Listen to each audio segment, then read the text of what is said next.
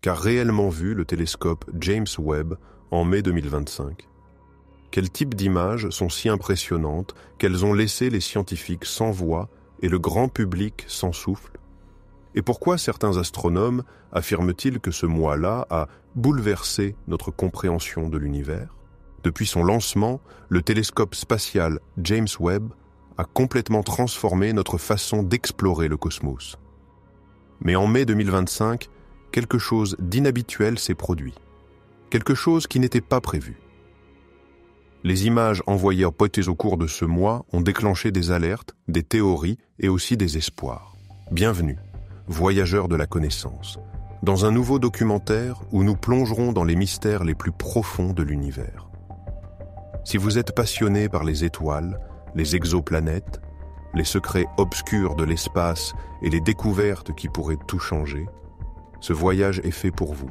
Préparez-vous à voir l'univers comme vous ne l'avez jamais vu auparavant. Dans les prochaines minutes, je vous emmènerai dans un voyage cosmique à travers des galaxies impossibles, des étoiles qui ne devraient pas exister, des planètes lointaines aux atmosphères inquiétantes et des vérités qui pourraient remettre en question tout ce que nous savons sur l'origine de la vie et de l'univers lui-même. Alors vous savez ce qu'il vous reste à faire. Si vous n'êtes pas encore abonné, abonnez-vous dès maintenant. Car ce n'est pas une simple vidéo sur l'astronomie, c'est une expédition. Et vous en faites partie. Aimez, activez la cloche et rejoignez-nous jusqu'à la fin, car ce que vous allez découvrir pourrait changer votre façon de voir le ciel à jamais. Voici tout ce que James Webb a révélé en mai 2025. Et ce n'est que le début. Pendant plus de 3 décennies, le télescope spatial Hubble a été nos yeux dans le cosmos. Lancé en 1990, orbitant à environ 540 km au-dessus de la surface de la Terre, ce géant de 11 tonnes a révolutionné l'astronomie. Grâce à lui, nous avons découvert des galaxies lointaines, des nébuleuses étonnantes et des amas stellaires qui ont changé à jamais notre perspective de l'univers. Mais si Hubble nous a ouvert une nouvelle fenêtre sur le ciel, il avait aussi ses limites. Opérant principalement dans le spectre visible et ultraviolet, de nombreuses régions du cosmos restaient cachées derrière des nuages de poussière interstellaire. L'univers infrarouge, qui révèle la chaleur des corps célestes les plus froids et les plus anciens, restait un territoire presque inexploré. C'est alors qu'est apparu le besoin d'aller plus loin, de regarder non seulement plus loin, mais aussi plus profondément. C'est ainsi qu'est née une idée ambitieuse, construire le télescope spatial le plus puissant jamais créé. Un télescope qui ne serait pas en orbite près de la Terre, comme Hubble, mais situé à 1,5 million de kilomètres, dans un point gravitationnellement stable et exempt d'interférences thermiques et optiques, le point L2. Après plus de 20 ans de développement, de nombreux retards et un budget de plus de 10 milliards de dollars, le télescope spatial James Webb a finalement été lancé le 25 décembre 2021. Et avec lui, une nouvelle ère a commencé. Webb n'est pas seulement une version améliorée de Hubble, c'est une bête complètement différente.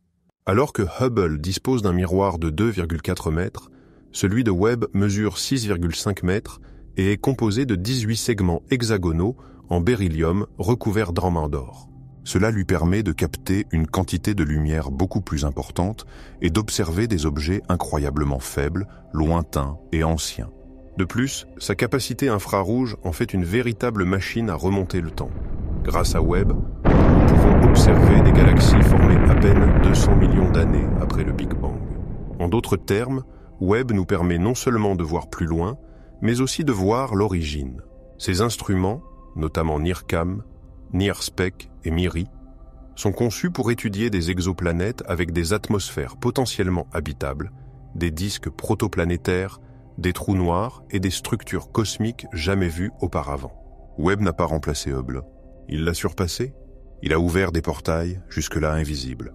Et bien qu'il ait été conçu pour répondre à des questions, il a également commencé à en générer de nouvelles, plus profondes, plus déconcertantes, plus humaines.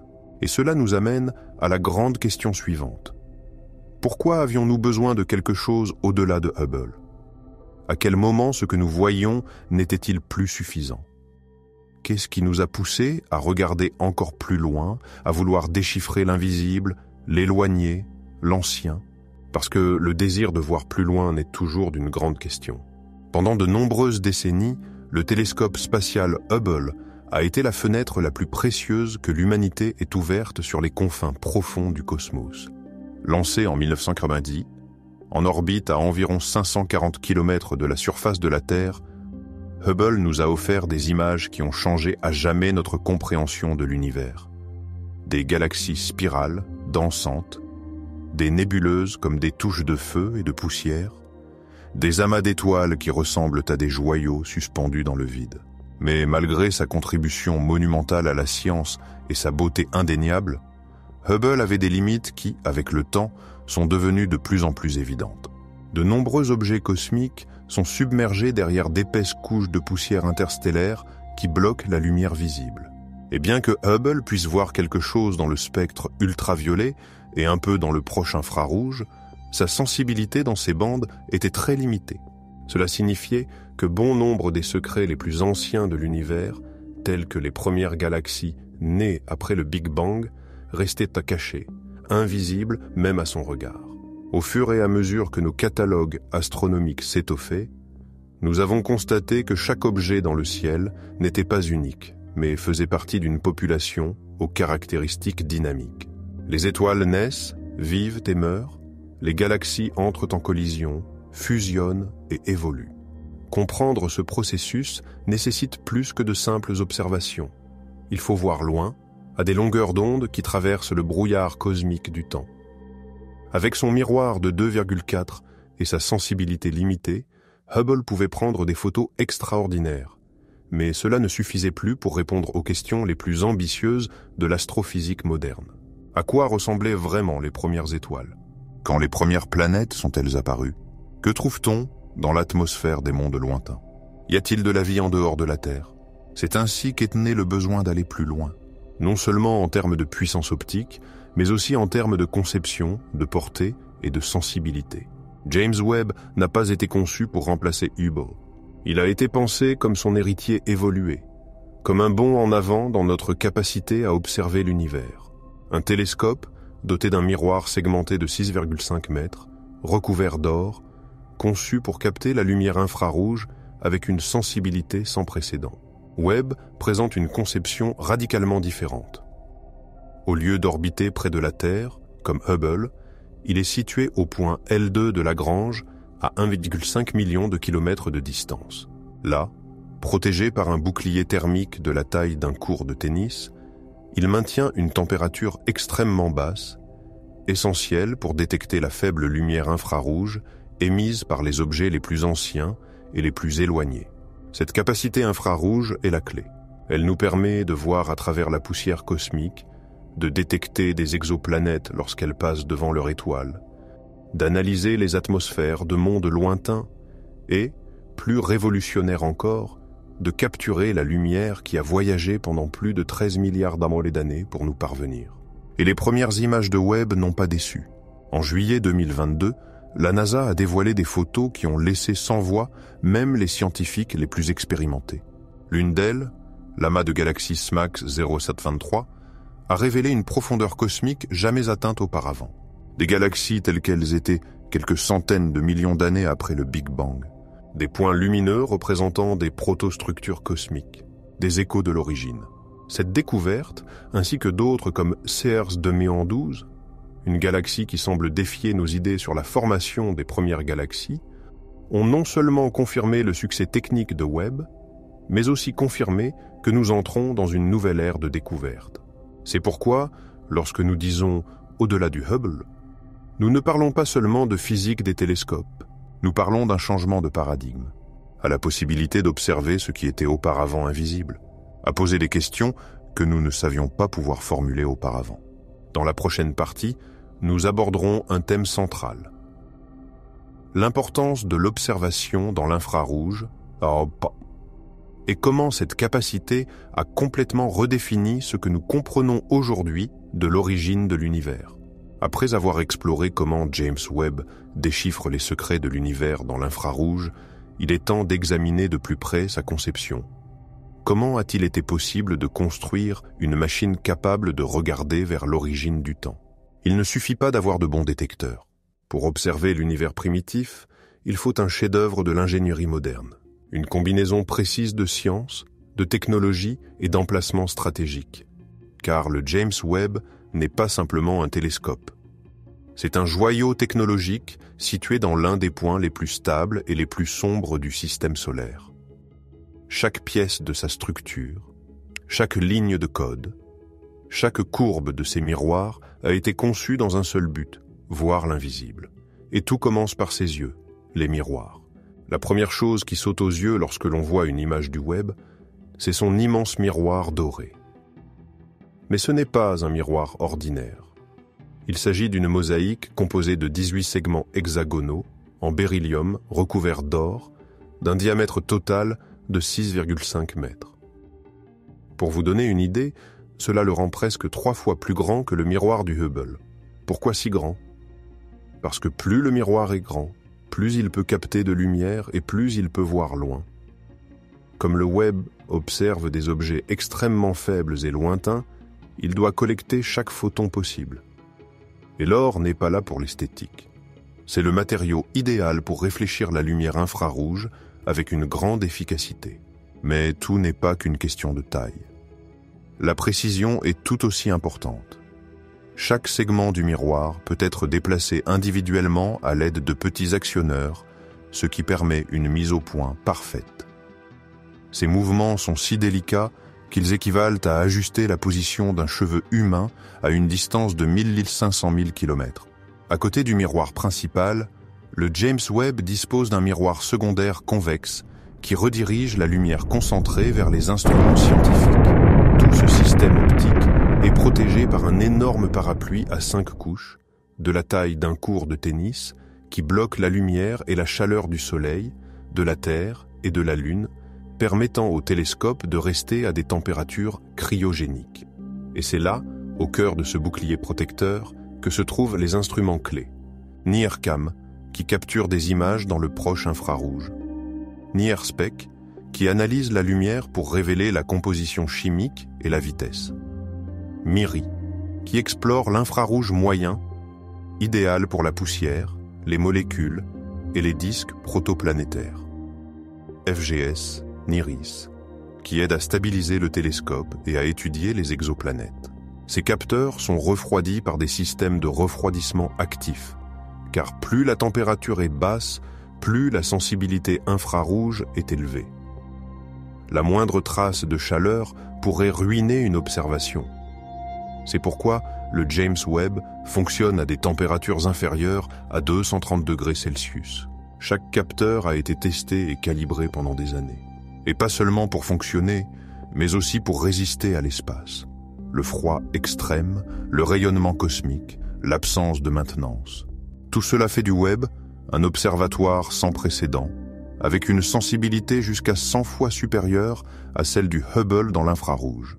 Il n'est pas exagéré de dire qu'il s'agit d'un temps inversé sur lui-même. Un portail qui nous relie à la naissance des étoiles.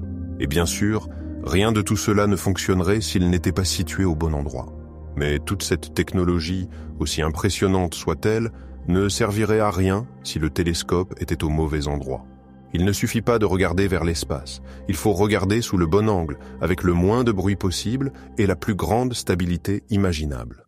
Pour y parvenir, ils sont numérotés de L1 à L5, et chacun possède des propriétés uniques qui les rendent plus ou moins utiles pour différentes applications scientifiques ou technologiques. Commençons par le L1, le premier de ces points. Il est situé directement entre la Terre et le Soleil, aligné avec les deux corps. C'est un point privilégié pour observer le Soleil en permanence, sans interruption causée par l'ombre de la Terre.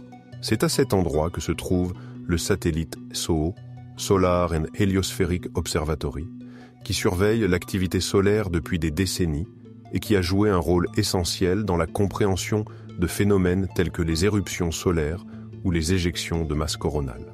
Le L2, quant à lui, est situé à l'opposé de la Terre, également aligné avec le Soleil, mais au-delà de notre planète, à environ 1,5 million de kilomètres.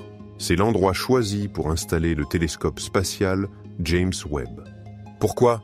Parce qu'à cet endroit, le télescope peut rester dans une position stable, avec la Terre, le Soleil et même la Lune toujours du même côté. Il peut ainsi utiliser son bouclier thermique pour bloquer toute cette chaleur et cette lumière, restant dans une ombre constante qui lui permet d'observer l'univers profond dans des conditions optimales, sans interférence. Le point L3 se trouve directement de l'autre côté du Soleil, sur la même orbite que la Terre, mais en position opposée. Bien qu'il se comporte en théorie comme un point d'équilibre, sa stabilité est bien moindre et les conditions de communication le rendent peu pratique. Jusqu'à présent, il n'a pas été utilisé activement, mais il reste intéressant pour des études théoriques. Les points L4 et L5 sont particulièrement intéressants. Ils se trouvent aux angles d'un triangle équilatéral formé par le Soleil et la Terre, situé à 60 degrés devant et derrière notre planète le long de son orbite. Contrairement au L3, ces points sont stables, ce qui signifie qu'un objet qui s'y trouve a tendance à rester dans cette position sans nécessiter trop d'ajustements. En effet, tant dans le système Terre-Soleil que dans le système Jupiter-Soleil, ces points abritent des accumulations de poussière cosmique et d'astéroïdes connus sous le nom de troyens, qui accompagnent les planètes comme des escortes invisibles dans leur danse orbitale. Chacun de ces 5 points représente un joyau d'équilibre orbital. Mais c'est sans aucun doute le L2 qui a capté l'attention du monde entier, en devenant le site de l'observatoire le plus ambitieux de notre époque. Grâce à son emplacement privilégié, le James Webb peut explorer les confins les plus éloignés du temps et de l'espace. Situé à environ 1,5 million de kilomètres de la Terre, le point de Lagrange L2 n'est pas simplement un endroit dans l'espace. C'est une position stratégique, calculée avec une précision millimétrique, qui offre des conditions uniques pour l'observation astronomique. Pour un télescope fonctionnant dans l'infrarouge, comme le James Webb, ce point devient le cadre idéal. Mais pourquoi ? Tout d'abord, pour sa stabilité thermique et visuelle. Le James Webb a été conçu pour fonctionner à des températures extrêmement basses, proches du zéro absolu, afin de détecter la lumière infrarouge provenant des objets les plus froids, les plus éloignés et les plus anciens de l'univers.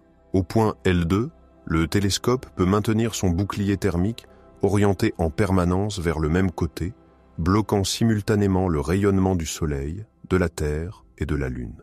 Ce bouclier, de la taille d'un court de tennis, agit comme un parasol cosmique, permettant aux instruments délicats du télescope de rester constamment à l'ombre, loin de la chaleur qui pourrait ruiner ses observations. Cet environnement stable et protégé garantit le fonctionnement optimal de ces détecteurs infrarouges, sans interférence thermique susceptible de fausser les données. Deuxièmement, le L2 offre une vue ininterrompue de l'univers profond. Depuis cette position, le James Webb a accès à une partie vaste et dégagée du ciel. Contrairement aux télescopes en orbite basse, qui doivent faire face au cycle jour-nuit et aux ombres projetées par la Terre, le Webb peut observer en continu sans interruption. Il n'y a pas d'éclipse ni de changement d'éclairage qui limite ses temps d'exposition. Il peut pointer pendant des jours, des semaines, voire des mois, vers un même coin du cosmos, capturant la lumière la plus faible émise il y a des milliards d'années. Cette capacité est cruciale pour détecter des galaxies anciennes, des atmosphères d'exoplanètes ou des structures en formation à l'échelle cosmique. Troisièmement, et ce n'est pas le moins important, le L2 permet des communications constantes avec la Terre. Malgré sa grande distance, le télescope maintient une position relativement fixe par rapport à notre planète. Cela facilite la transmission de données et l'envoi de commandes depuis les centres de contrôle sur Terre. Grâce à son alignement stable, les antennes du Webb peuvent être orientées sans nécessité de manœuvres importantes, ce qui réduit la consommation de carburant et prolonge la durée de vie de la mission. De plus, comme il ne tourne pas autour de la Terre, le télescope évite de passer par des régions à forte radiation, telles que les ceintures de Van Allen, réduisant ainsi le risque d'endommagement de ses systèmes électroniques. Dans l'ensemble, le point L2 n'est pas seulement un emplacement pratique, c'est un refuge parfaitement adapté à une machine qui doit fonctionner dans un silence thermique, dans une stabilité mécanique et dans l'obscurité la plus totale. Sans cet emplacement stratégique, bon nombre des capacités révolutionnaires du James Webb ne serait tout simplement pas possible. L2 n'est pas une destination quelconque, c'est le belvédère cosmique par excellence depuis lequel nous observons le passé lointain de l'univers. Bien que l'on dise que le Webb se trouve au point L2, la réalité est plus complexe. Le point L2 n'est pas complètement stable, de sorte que le télescope ne reste pas exactement à cet endroit, mais effectue une orbite appelée orbite halo autour de L2. Cette orbite le maintient en mouvement constant, tournant selon une trajectoire elliptique autour du point d'équilibre, comme s'il dansait au ralenti sur une piste invisible. Toutes les quelques semaines, le télescope effectue de petits ajustements à l'aide de ses propulseurs, corrigeant légèrement sa position pour éviter de dévier. Cette conception garantit que le carburant durera plus de 10 ans, permettant ainsi des observations scientifiques soutenues à long terme. Le placement du télescope James Webb au point L2 n'était pas seulement une décision scientifique. C'était un coup de maître en matière d'ingénierie, d'efficacité et de vision à long terme. Au-delà d'offrir un emplacement privilégié pour l'observation de l'univers profond, ce point stratégique offre une série d'avantages supplémentaires qui rendent le Webb encore plus puissant. L'un des plus importants est la réduction significative de la consommation d'énergie. Grâce à sa position fixe par rapport au Soleil et à la Terre, le télescope n'a pas besoin d'effectuer des manœuvres constantes pour rester aligné avec sa cible ou son bouclier solaire. Cela permet non seulement d'économiser du carburant et de l'énergie, mais aussi de prolonger sa durée de vie. Moins il y a d'ajustements à effectuer, plus il peut fonctionner longtemps sans intervention extérieure. Un autre avantage clé est la simplification de la conception du bouclier solaire. En restant toujours orienté vers les sources de chaleur, le Soleil, la Terre et la Lune, le bouclier thermique du James Webb peut être complètement statique. Il n'y a pas besoin de mécanismes complexes qui bougent ou s'ajustent constamment, ce qui réduit le risque de défaillance de technique et permet un contrôle thermique plus précis. Cette conception passive a été essentielle pour atteindre les températures cryogéniques nécessaires aux détecteurs infrarouges.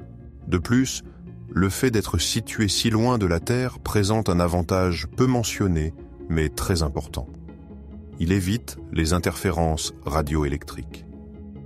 Les satellites en orbite terrestre, en particulier en orbite basse et géostationnaire, émettent des signaux constants qui pourraient polluer les observations délicates du Webb. En étant situé au-delà de ce nuage technologique qui entoure notre planète, le télescope bénéficie d'un environnement plus propre, exempt de bruit électromagnétique artificiel. Enfin, il existe un facteur qui ne peut être mesuré en chiffres, mais qui a un impact direct sur ses performances: l'obscurité du ciel. Depuis L2, le Webb peut observer un univers sans éclipse, sans ombre, sans lumière parasite. C'est comme observer les étoiles depuis le coin le plus sombre du cosmos, où aucun éclat terrestre ne vient perturber la vision. Cette combinaison de vision constante, d'efficacité énergétique, de conception optimisée et d'environnement propre fait du point L2 bien plus qu'un emplacement pratique. C'est le socle idéal pour que James Webb accomplisse sa mission: révéler les secrets les plus anciens de l'univers avec une clarté sans précédent. Placer un télescope de 6 tonnes, avec un bouclier solaire de la taille d'un court de tennis, à un point invisible à 1,5 million de kilomètres de la Terre, et le maintenir là sans défaillance, a été l'une des plus grandes réalisations de l'ingénierie spatiale moderne. Chaque partie du télescope a été conçue en tenant compte de cette position, de l'orientation de ses panneaux solaires au pliage de ses miroirs, en passant par l'angle exact de ses antennes de communication. C'est comme lancer une aiguille sur un terrain de football et la faire rester en suspension dans les airs, tournant lentement sans toucher le sol. Imaginons un instant que le télescope James Webb n'ait pas été envoyé au point de Lagrange L2. Supposons que, comme son prédécesseur Hubble, il orbite autour de la Terre en orbite basse. Qu'est-ce qui aurait changé? Aurait-il été possible de mener à bien sa mission scientifique ambitieuse? La réponse courte est non, et je vais vous expliquer pourquoi. En orbite basse autour de la Terre, le télescope serait trop proche de la planète. Cela signifie qu'en plus de recevoir la lumière et la chaleur du Soleil, il serait également constamment bombardé par la chaleur infrarouge réfléchie par la Terre. Ce rayonnement supplémentaire affecterait gravement ces instruments qui doivent fonctionner dans un environnement extrêmement froid pour détecter les faibles signaux provenant des profondeurs de l'univers. De plus, étant si proche de la planète, le Webb aurait une vision limitée du ciel. Il ne pourrait observer qu'une petite partie à la fois, car le corps terrestre lui-même bloquerait son champ de vision. Cela réduirait non seulement l'efficacité de ses observations, mais impliquerait également des manœuvres constantes pour suivre différents objectifs. En d'autres termes, nous perdrions sa capacité à observer sans interruption de vastes régions lointaines du cosmos. Un autre problème majeur serait le refroidissement. Les instruments infrarouges du Webb doivent être maintenus à des températures proches du zéro absolu. S'il était en orbite terrestre, la charge thermique serait beaucoup plus importante et le système aurait besoin de consommer d'énormes quantités d'énergie pour rester froid. Cela, en plus de raccourcir sa durée de vie, pourrait rendre le fonctionnement de ses détecteurs les plus sensibles impossible. Et ce n'est pas tout. Dans cette orbite, le bouclier solaire ne pourrait pas rester statique. Il devrait être constamment ajusté pour protéger le télescope des sources de chaleur changeantes. Le Soleil, la Terre et, à certains moments, même la Lune. Ce mouvement constant générerait un stress mécanique, augmenterait les risques de défaillance et compromettrait la précision de ses observations. En résumé, si le James Webb n'était pas en L2, il ne pourrait tout simplement pas remplir sa mission. Il ne verrait pas clairement. Il ne refroidirait pas suffisamment. Il ne serait pas stable. Il ne serait pas le télescope révolutionnaire que nous connaissons aujourd'hui. Grâce à son emplacement au point de Lagrange L2, le Webb peut réaliser l'impossible, observer les confins de l'univers sans distraction, sans interférence et avec une précision étonnante. Un choix orbital qui a fait la différence entre l'ordinaire et l'extraordinaire. Mais si tout cela est possible grâce à l'emplacement du télescope James Webb dans un point si particulier de l'espace, quels avantages concrets cette décision nous a-t-elle apportés ? Quelles découvertes, auparavant impossibles, sont aujourd'hui une réalité ? Car il ne s'agit pas seulement d'un emplacement pratique. Être en L2 a ouvert une nouvelle fenêtre sur l'univers profond. Une fenêtre qui nous permet d'observer plus loin, plus clairement et plus tôt que jamais. Et dans le prochain chapitre, nous allons justement explorer cela. Quels sont les avantages scientifiques concrets que le Webb nous a apportés depuis sa position privilégiée ? Quels secrets du cosmos avons-nous commencé à révéler grâce à sa vision infrarouge sans précédent ? Préparez-vous, car ce qui va suivre pourrait changer à jamais notre façon de voir l'univers. Et si vous êtes arrivés jusqu'ici, voyageurs stellaires, n'oubliez pas de vous abonner à la chaîne et d'activer la clochette. Ainsi, vous ne manquerez pas à la suite de cette odyssée spatiale. Car la connaissance ne fait que commencer et vous êtes invités à chaque étape du voyage. Depuis sa position en L2, le télescope James Webb observe un ciel qui reste presque immuable.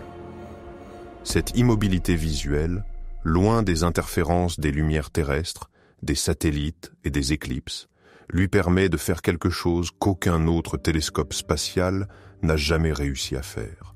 Regarder plus loin, plus longtemps, avec une précision sans précédent.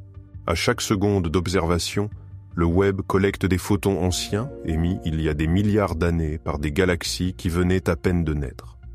Sa capacité à fixer son regard sur une même région du cosmos pendant des heures, voire des jours, lui permet de capturer des détails invisibles pour tout autre instrument précédent. Ce regard prolongé est crucial. La lumière qui atteint ces capteurs a été étirée par l'expansion de l'univers, transformant les émissions visibles en longueur d'onde infrarouge. Si Webb ne pouvait pas observer sans interruption, beaucoup de ces traces seraient perdues dans le bruit thermique ou seraient trop faibles pour être détectées. Grâce à sa position stable en L2, James Webb n'a pas besoin d'être constamment réajusté ni de changer d'orientation pour éviter les ombres ou les reflets. Cela améliore non seulement son efficacité, mais garantit également une collecte continue et propre des données. Cet environnement thermique contrôlé réduit également la consommation d'énergie au minimum. ne nécessitant pas de manœuvres importantes ni de systèmes de refroidissement agressifs, toute la puissance de l'observatoire est concentrée sur sa mission: observer le passé de l'univers. Mais le plus impressionnant est peut-être le type de phénomène que Webb peut observer depuis L2. Des galaxies vieilles de 13 milliards d'années au système stellaire en formation, en passant par les atmosphères d'exoplanètes qui pourraient abriter la vie. Chaque image envoyée par Webb est une carte postale du passé. Une fenêtre sur une époque où ni le Soleil ni la Terre n'existaient. Et cela n'est possible que grâce à son emplacement silencieux en L2. Un point de l'espace qui a révolutionné notre façon d'observer l'univers. Mais si vous pensiez que nous avions déjà atteint le summum de ce que James Webb pouvait nous offrir, vous vous trompiez. Car il y a eu un moment particulier, un mois précis, où tout a changé. Un ensemble d'images, de spectres et de données publiées en mai 2025 a bouleversé la communauté scientifique. Ce que le télescope a capté pendant cette période n'a pas seulement battu des records de distance et de détails. Il a bouleversé des certitudes. Il a remis en question des théories. Et il a déclenché des débats qui restent encore aujourd'hui sans réponse. Qu'a vu exactement le James Webb en mai 2025 ? Pourquoi ces observations ne correspondent-elles pas tout à fait à ce que nous pensions du début de l'univers ? Dans le prochain chapitre, je vais tout vous raconter.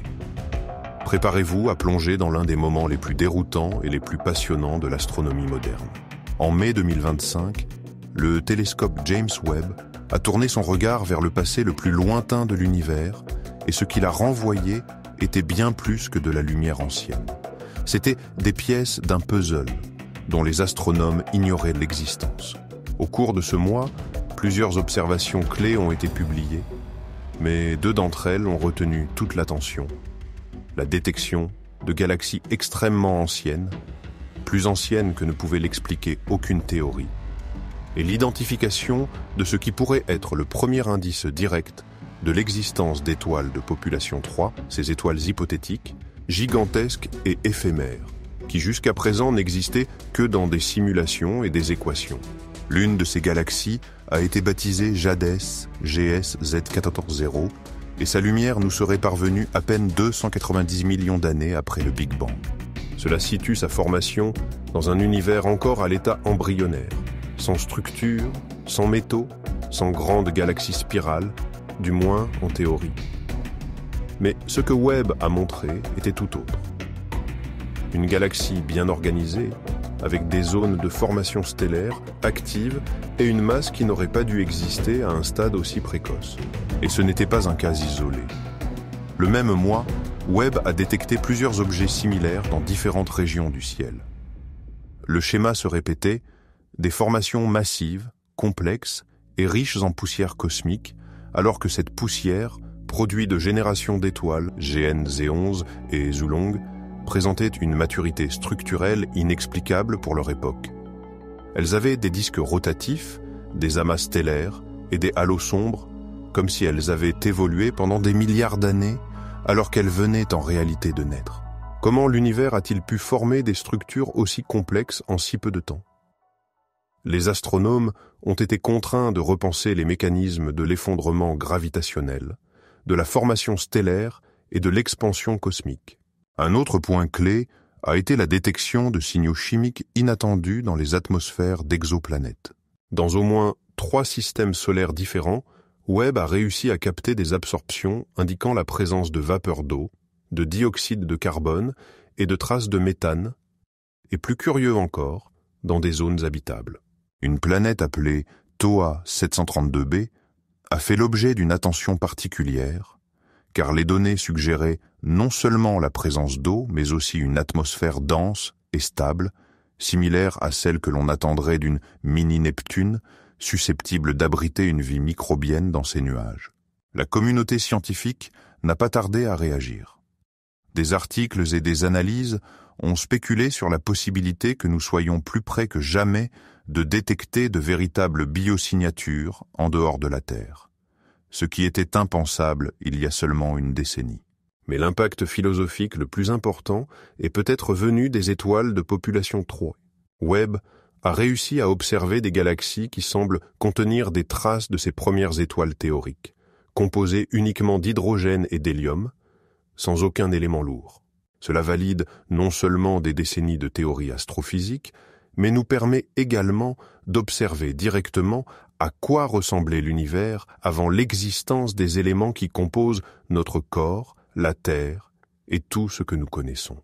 En résumé, mai 2025 n'a pas seulement été un mois de découvertes scientifiques, mais un véritable bouleversement. Ce que nous savions de l'univers s'est élargi et, dans certains cas, s'est effondré sous nos yeux. Les implications de ces données sont encore en cours d'analyse, mais une chose est sûre, l'histoire de l'astronomie connaîtra un avant et après mai 2025. Le mois de mai 2025 n'a pas seulement été marquant par ses chiffres impressionnants et ses gros titres scientifiques. Le plus déconcertant, et en même temps le plus fascinant, ce sont les détails cachés qui ont émergé en arrière-plan de nombreuses images captées par le télescope James Webb. Comme si l'univers avait laissé de petites notes en marge de son histoire, attendant d'être lues par ceux qui sauraient regarder attentivement. L'une des premières surprises est apparue dans une série d'images du champ profond prises en direction de l'amas galactique Abell 2744. Les astronomes observaient la distribution de la matière noire, mais à la périphérie des images, ils ont détecté des structures filamenteuses trop fines et trop ordonnées pour être du bruit. Étaient-ce les restes de galaxies étirées par la gravité? Ou les signes de quelque chose d'encore plus fondamental? Les fils du tissu cosmique qui relie l'univers? Une deuxième série de surprises est venue d'une galaxie initialement classée comme commune, cataloguée sous le nom de JWD M0525. Mais en appliquant des techniques de filtrage infrarouge, il s'est avéré que la galaxie présentait une double structure concentrique. Une spirale externe parfaitement symétrique et un noyau interne tournant dans le sens opposé. Cette contre-rotation jamais observée auparavant soulève des questions sur d'anciennes collisions, des noyaux galactiques binaires ou même de nouvelles dynamiques gravitationnelles dans les régions à forte densité. Au-delà du domaine galactique, les surprises sont également venues d'objets beaucoup plus proches. Certaines exoplanètes analysées par Webb ont montré des signes d'activité aurorale intense. En d'autres termes, ces mondes, situés à des dizaines d'années-lumière, pourraient avoir des champs magnétiques si puissants qu'ils provoquent des aurores similaires, voire plus intenses que celles de la Terre ou de Jupiter. Un signe possible de noyaux métalliques actifs et de conditions favorables à la vie. Mais l'image la plus commentée a peut-être été celle du cluster stellaire NGC 346, où une région dense de gaz semblait former une spirale parfaitement symétrique, d'une symétrie qui frôlait l'impossible. Certains l'ont qualifié de signature de Dieu, d'autres ont simplement reconnu qu'il restait encore beaucoup à comprendre. L'important n'était pas seulement la forme, mais le fait que la spirale était formée de jeunes proto-étoiles. Quelle force avait guidé ce motif? Était-ce le hasard ou une loi physique encore inconnue? Ces surprises inattendues n'ont pas seulement suscité des théories et de l'enthousiasme. Elles ont également rappelé quelque chose de fondamental. L'univers n'est pas seulement plus vaste que nous l'imaginons, il est plus étrange. Et chaque image du James Webb n'est pas une simple photographie. C'est un indice, une pièce d'un puzzle, une lettre envoyée depuis un passé lointain qui attend que nous la déchiffrions. Et si les images ont apporté leur lot de surprises visuelles, les publications scientifiques qui ont suivi dans les semaines suivantes ont eu un impact encore plus grand. Des découvertes qui pourraient réécrire non seulement l'astronomie, mais aussi notre compréhension même de l'univers. Au cours du mois de mai 2025, les images du James Webb n'ont pas seulement secoué les cercles universitaires. Elles ont également explosé sur les réseaux sociaux, provoquant une vague de réactions qu'aucun astronome n'avait anticipée. Ce qui avait commencé par des publications discrètes dans des revues scientifiques est rapidement devenu un sujet tendance mondial sur X, l'ancien Twitter, Instagram, TikTok et Reddit.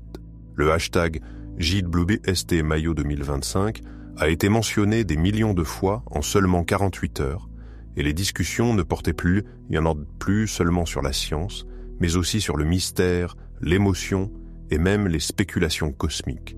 Des scientifiques du monde entier ont commencé à recevoir des messages de journalistes, d'influenceurs et même de célébrités leur demandant « Est-ce réel ? L'univers cache-t-il des motifs ? Ces spirales pourraient-elles être des signes? Et bien que de nombreux chercheurs aient adopté une position prudente, reconnaissant qu'il était encore trop tôt pour tirer des conclusions définitives, ils ont également reconnu quelque chose d'important. Ces images suscitaient une curiosité sincère chez des millions de personnes. La science sortait des laboratoires et redevenait partie intégrante de la culture populaire. L'impact a été tel que plusieurs universités ont signalé une augmentation inattendue des inscriptions aux cours de physique, d'astronomie et d'ingénierie spatiale. Les plateformes éducatives ont enregistré des pics d'accès à des contenus sur les spectres infrarouges, la formation des galaxies et les points de Lagrange. C'était comme si une nouvelle génération s'éveillait les yeux rivés sur les étoiles. Mais tout n'était pas que émerveillement et enthousiasme. Certains cercles sceptiques ont également soulevé des questions. Dans quelle mesure les images traitées reflètent-elles la réalité? Ne sommes-nous pas en train de surinterpréter les données, d'un mot? Sommes-nous prêts à comprendre ce que nous voyons? Ces questions ne visent pas à freiner la science, mais à renforcer son fondement critique, sa capacité à réviser, à comparer et à affiner les hypothèses. Car même lorsque ce que nous voyons semble magique, la science a besoin de preuves, de répétitions et de contexte. Ce qui est certain, c'est que mai 2025 a marqué un tournant. Pour la première fois depuis l'ère des missions Apollo, l'humanité tout entière semblait regarder dans la même direction, vers l'extérieur, vers le lointain, vers l'inconnu. Le télescope James Webb n'avait pas seulement fourni des données, il avait déclenché un débat mondial. Un débat sur l'origine, l'avenir et la place que nous occupons dans cet immense cosmos. Lorsque les astronomes ont commencé à examiner les premières images captées par le James Webb en mai 2025, ils ne s'attendaient pas à trouver quoi que ce soit qui bouleverserait complètement leur modèle. Mais c'est exactement ce qui s'est passé. Là, parmi les plus anciens motifs de lumière infrarouge jamais enregistrés, elles étaient bien présentes. D'énormes galaxies, bien formées et étonnamment organisées à une époque où l'univers n'avait que 300 ou 400 millions d'années. Comment était-ce possible ? Selon les modèles cosmologiques actuels, basés sur des décennies d'observations et de simulations informatiques, les premières galaxies devaient cramer d'être petites, chaotiques, comme des nuages de gaz dispersés s'effondrant lentement sous l'effet de la gravité. Mais celles que Webb a découvertes avaient des structures spirales bien définies, des halos bien développés et même des signes de formation stellaire mature. C'était comme trouver un arbre adulte sur une planète qui venait de se refroidir. Ces galaxies, telles que CRS 93316, ZF 2023 ou JADES GS Z130, n'étaient pas seulement grandes, elles étaient rapides. Elles se sont formées si tôt et ont grandi si vite qu'elles défiaient toute logique astrophysique. Comment ont-elles pu rassembler autant de masse en si peu de temps? Quel type de matière noire ou de conditions extrêmes aurait pu permettre une telle accélération? La communauté scientifique était stupéfaite. Certains ont suggéré que les taux de fusion galactique étaient beaucoup plus élevés que nous le pensions. D'autres ont même proposé de revoir les modèles d'inflation et d'expansion de l'univers. Et le plus troublant peut-être, ces galaxies n'étaient-elles pas des exceptions? Il ne s'agissait pas d'une anomalie isolée. Elles étaient nombreuses, des dizaines. Et toutes convergeaient vers la même conclusion dérangeante. L'univers primitif était beaucoup plus efficace et complexe que nous ne l'imaginions. Au fur et à mesure que le Webb poursuivait ses observations, d'autres structures impossibles ont été détectées. Et si ces galaxies existaient déjà si tôt, que pourrions-nous sous-estimer d'autres? Ces révélations nous obligent non seulement à repenser la date de formation des premières paragalaxies, elles nous obligent également à repenser comment elles se sont formées, dans quelles conditions et quel rôle elles ont joué dans l'évolution ultérieure du cosmos. Comment une telle complexité a-t-elle pu apparaître si tôt? La surprise ne s'est pas arrêtée à la découverte de galaxies impossibles en raison de leur taille ou de leur luminosité. Ce qui a vraiment stupéfié la communauté scientifique, c'est ce que ces galaxies contenaient, des structures internes étonnamment matures. Dans un univers âgé de quelques centaines de millions d'années seulement, ce qui équivaut à l'enfance cosmique, Webb a détecté des galaxies avec des disques bien définis, d'anciens amas globulaires, des zones de formation stellaire réparties de manière organisée et, dans certains cas, des signes de trous noirs supermassifs déjà actifs.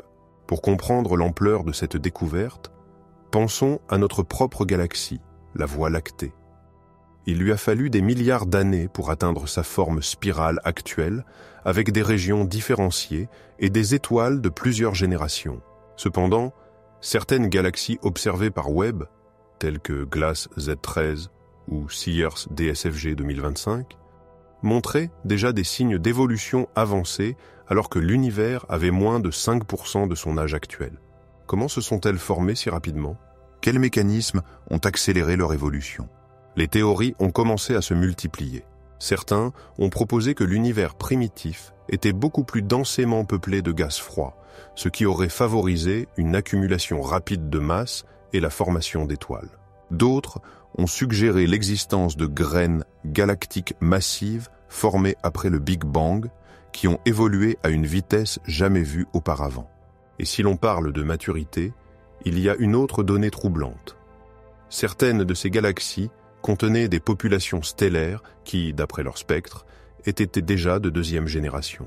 Autrement dit, il y avait eu suffisamment de temps non seulement pour former des étoiles, mais aussi pour que certaines explosent en supernova, enrichissent l'environnement en métaux et que de nouvelles étoiles se forment à partir de ce matériau recyclé.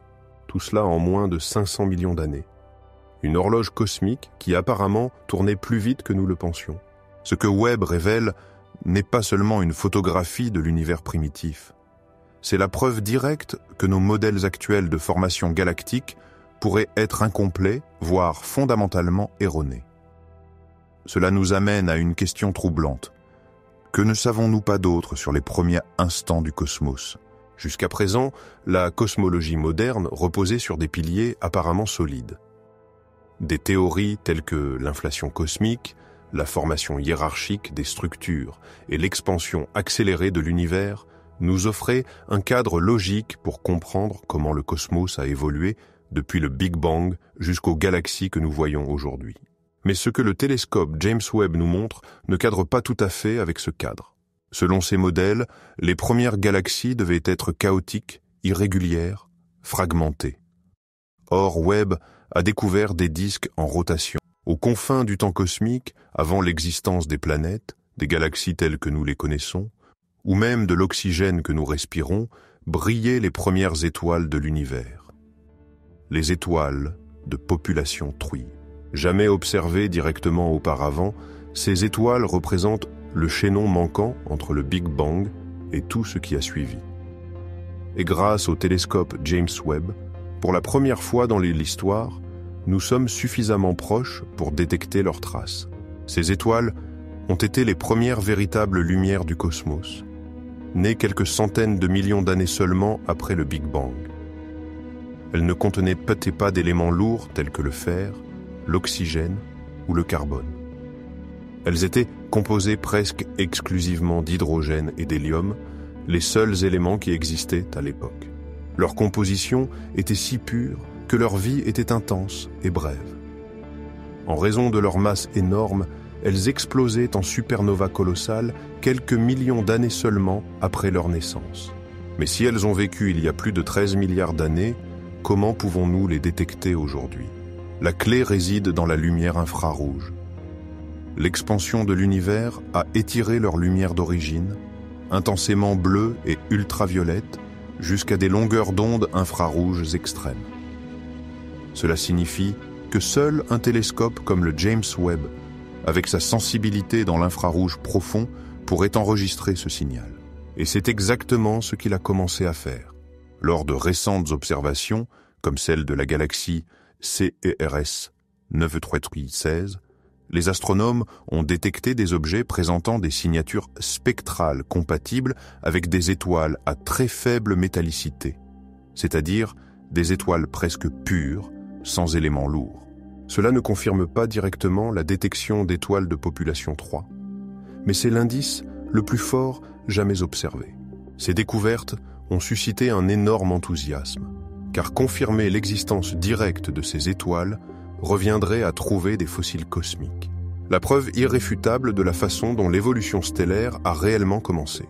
Et plus encore, ces étoiles pourraient avoir été responsables de l'enrichissement de l'univers en premiers éléments lourds, semant le cosmos des ingrédients essentiels à la vie telle que nous la connaissons. La détection directe d'une étoile de population 3 n'a pas encore eu lieu, mais si Webb y parvient, ne serait-ce qu'une seule, nous assisterions au moment le plus ancien jamais observé par l'humanité. Et cela nous amène à une question encore plus provocante. Mais bien sûr, une question inévitable se pose.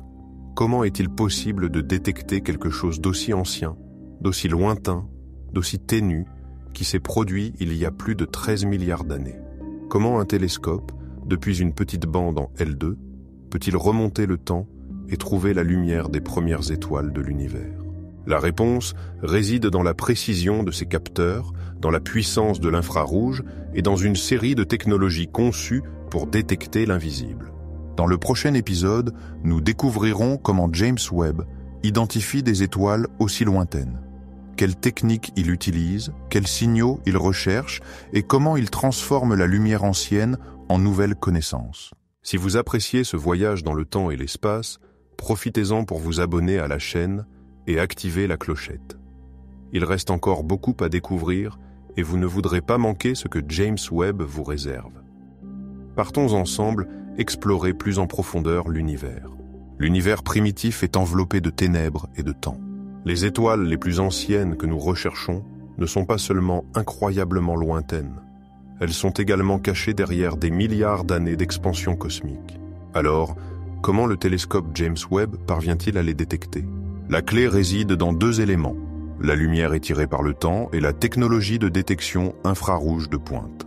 À mesure que l'univers s'étend, la lumière émise par les objets lointains s'allonge, ce que les astronomes appellent le décalage vers le rouge, se déplaçant vers des longueurs d'onde de plus en plus longues.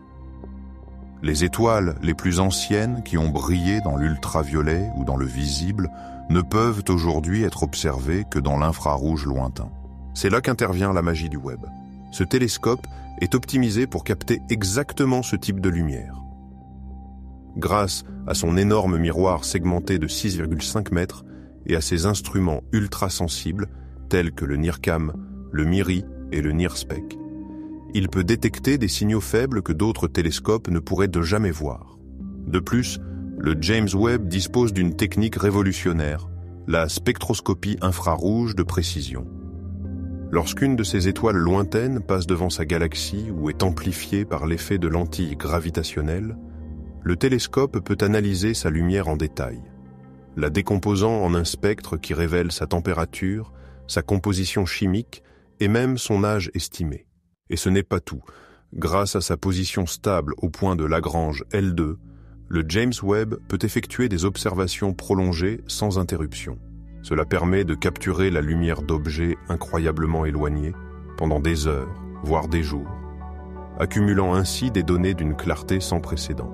Grâce à cette combinaison de sensibilité, de spectroscopie, de résolution angulaire et de stabilité orbitale, nous commençons à détecter des candidates à des étoiles de population 3, des objets qui auraient pu exister quelques centaines de millions d'années seulement après le Big Bang.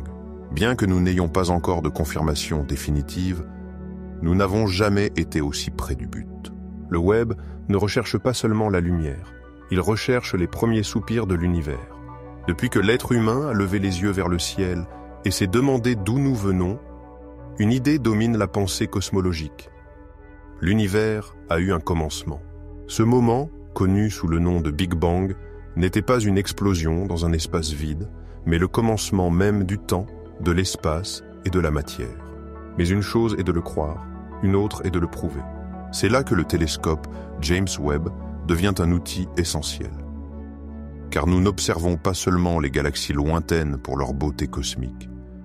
Nous les étudions pour comprendre les premières réactions nucléaires, les éléments qui sont nés du chaos et l'évolution de la matière, de la plus simple à la plus complexe. Après le Big Bang, l'univers s'est rapidement étendu et refroidi. Au bout de 3 minutes, les premiers noyaux atomiques se sont formés, principalement de l'hydrogène, de l'hélium et des traces de lithium. Ce processus est connu sous le nom de nucléosynthesis primordiale. Les modèles cosmologiques prédisent les proportions exactes de ces éléments.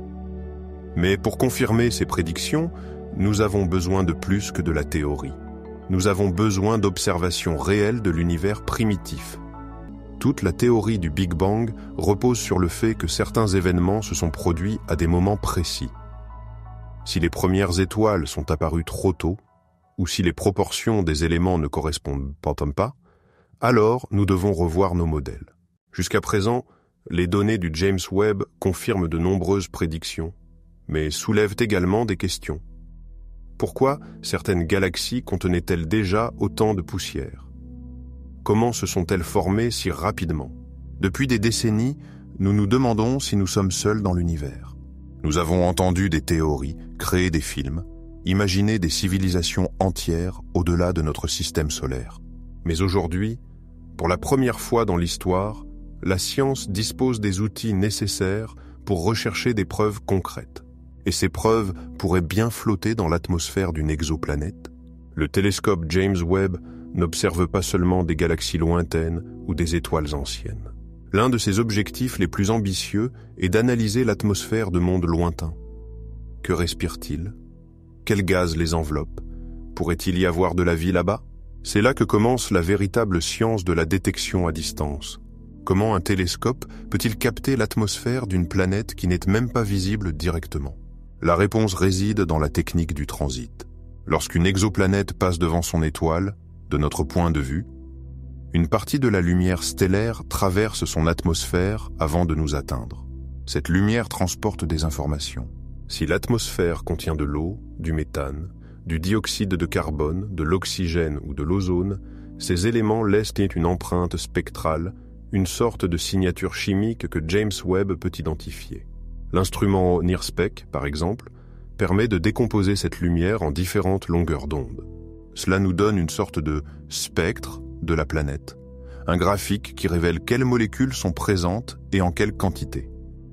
Grâce à cela, nous savons aujourd'hui qu'il existe des exoplanètes avec de la vapeur d'eau dans leur atmosphère. Certaines montrent même des signes de nuages, de tempêtes et même de composés organiques. L'une des premières grandes réalisations du James Webb a été la détection claire d'eau dans l'atmosphère de WASP-96b, une exoplanète située à plus de 1000 années-lumière. Il a également analysé des systèmes tels que TRAPPIST-1, où plusieurs planètes rocheuses orbitent autour d'une étoile naine ultra froide. Plus important encore, beaucoup de ces mondes se trouvent dans la zone habitable, ni trop chaud, ni trop froid. Cela signifie qu'ils pourraient avoir de l'eau liquide à leur surface. Mais l'eau ne suffit pas. La vie telle que nous la connaissons a également besoin de molécules organiques, d'une stabilité thermique et d'une atmosphère protectrice. Et le Webb est capable de rechercher tout cela. Lorsque nous parlons de biosignature, nous faisons référence à des gaz ou des molécules qui pourraient être le produit d'une activité biologique. Sur Terre, par exemple, la vie produit de l'oxygène, du méthane et même des composés tels que le diméthylsulfure, DMS. Pourrions-nous trouver ces gaz sur une autre planète? Avec la sensibilité du James Webb, oui. Bien que nous n'ayons pas encore détecté de biosignes confirmés, nous mesurons déjà la composition des atmosphères extraterrestres avec une précision sans précédent. Dans un avenir proche, nous pourrions être en mesure d'observer des variations de gaz au fil du temps, ce qui pourrait indiquer des saisons, des cycles naturels ou même une activité biologique. L'humanité se demande depuis des siècles si nous sommes seuls. Mais aujourd'hui, grâce au James Webb, nous avons cessé de chercher des hypothèses et commencé à chercher des preuves.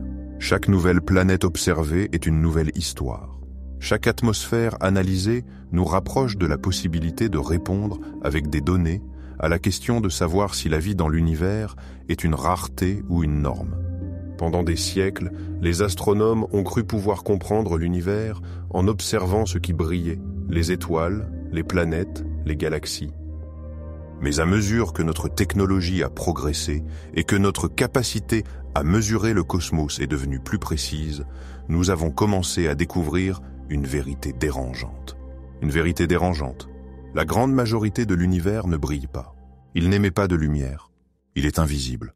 Ce que nous voyons, toutes les planètes, les étoiles, Les nuages de gaz, voire des galaxies entières, ne représentent qu'à peine 5% du contenu total de l'univers.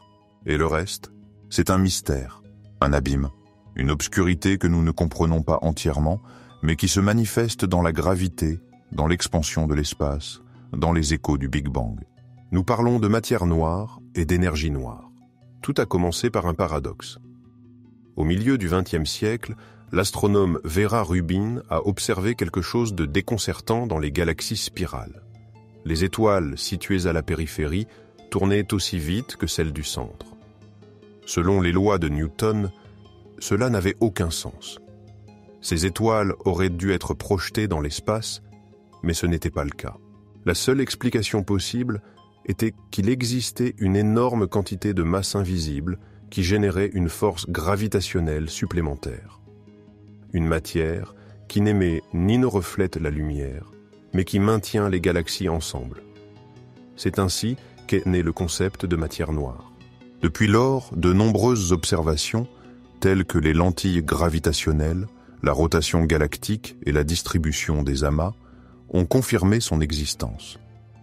Nous savons que la matière noire représente environ 27% de l'univers, mais nous ne savons pas de quoi elle est de fait. Ce ne sont pas des atomes, ce n'est pas du gaz, ce n'est pas de l'antimatière. Il pourrait s'agir de particules exotiques telles que les WIMP, particules massives qui interagissent faiblement, ou les actions, mais nous ne les avons pas encore détectées directement. Le plus fascinant est que sans matière noire, les galaxies telles que nous les connaissons. Si vous êtes arrivé jusqu'ici, c'est que vous êtes aussi un explorateur de l'univers. N'oubliez donc pas de vous abonner à la chaîne, d'activer la cloche de notification et de laisser un « j'aime » si ce voyage vous fascine autant que nous.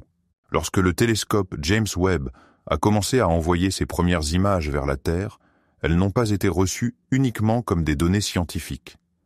Elles ont été célébrées comme de l'art, comme de la poésie cosmique, comme des cartes postales envoyées de tuyaux depuis les confins du temps et de l'espace. L'une des images les plus emblématiques, diffusée en juillet 2022 mais toujours d'actualité en mai 2025, montrait un amas de galaxies connu sous le nom de SMACS 0723. Dans un seul cadre, on pouvait voir des milliers de galaxies, certaines avec une lumière qui avait voyagé plus de 13 milliards d'années avant de nous atteindre. C'était littéralement un regard sur le passé. Mais ce n'est pas seulement sa valeur astronomique qui a transformé cette image en phénomène mondial. C'est la réaction émotionnelle qu'elle a suscitée. Des gens ordinaires, des artistes, des poètes, des musiciens, tous ont été hypnotisés. Elle est devenue fond d'écran, couverture de magazines, source d'inspiration pour des tatouages et des fresques murales. Les réseaux sociaux ont explosé. L'image a été partagée des millions de fois en quelques heures. Il ne s'agissait pas d'une superstar, d'un mème ou d'une polémique. C'était l'univers lui-même qui devenait viral. Et cela nous dit quelque chose de profond sur l'humanité. Même au milieu du chaos quotidien, nous sommes toujours capables de nous émerveiller devant l'immensité du cosmos. Les astronomes n'ont pas été les seuls à parler de ces images. Des psychologues ont analysé l'effet du sublime, des historiens de l'art les ont comparés à des œuvres de la Renaissance et des philosophes ont réfléchi à notre petitesse face à l'infini. La culture pop a intégré James Webb dans sa mythologie, une fenêtre magique sur une autre dimension. Et à mesure que de nouvelles images étaient publiées, cette vague ne s'arrêtait pas. Des nébuleuses en forme d'ailes, des étoiles nouvellement nées enveloppées de poussière cosmique, des planètes géantes recevant la chaleur de leur étoile. Chacune d'entre elles était une histoire visuelle, et chaque histoire trouvait un écho chez des millions de personnes à travers le monde. Ce que le télescope James Webb nous a montré n'est pas seulement de la science, c'est de la beauté. Une beauté immense, troublante, indescriptible. Car au-delà des chiffres, des spectres et des distances cosmiques, il y a quelque chose qui touche directement nos sens. L'esthétique naturelle de l'univers. Les images capturées par Webb révèlent des symétries inattendues, des couleurs qui semblent peintes à la main, des formes qui évoquent des ailes, des tourbillons, des fleurs, des rideaux de fumée, des yeux géants observant depuis le vide. L'univers n'existe pas seulement, il s'exprime avec une élégance qui semble conçue pour nous émouvoir. Lorsque l'on regarde une nébuleuse capturée par Webb, comme la Carina ou l'Anneau Sud, on ne ressent pas seulement de la curiosité. C'est un émerveillement esthétique. C'est comme si nous étions face à une œuvre d'art abstraite, faite d'hydrogène, de poussière stellaire et de temps. Chaque photographie est une composition visuelle dans laquelle la lumière, l'ombre et la forme jouent un rôle profond. Et le plus surprenant, c'est que cette beauté n'a pas été créée pour être observée. Il n'y a aucune intention esthétique dans une galaxie. Pourtant, elle est là, majestueuse, hypnotique, troublante. Grâce à Webb, l'univers devient une galerie d'art cosmique, un lieu où le chaos engendre la symétrie et où le vide se remplit de couleurs. Cela a inspiré une nouvelle vague d'art numérique, de musique d'ambiance, d'installations immersives et d'expositions sensorielles. Webb ne révolutionne pas seulement l'astronomie, il influence aussi directement le design, l'architecture, l'art et même la mode. Car en révélant l'esthétique du cosmos, il nous apprend une nouvelle façon de percevoir la beauté. Une beauté qui naît du chaos, de la distance et du silence. Regarder une image du télescope James Webb, ce n'est pas simplement opal. Et cette connaissance, cette certitude, change quelque chose en nous. Elle nous rend plus humbles, plus curieux, plus conscients.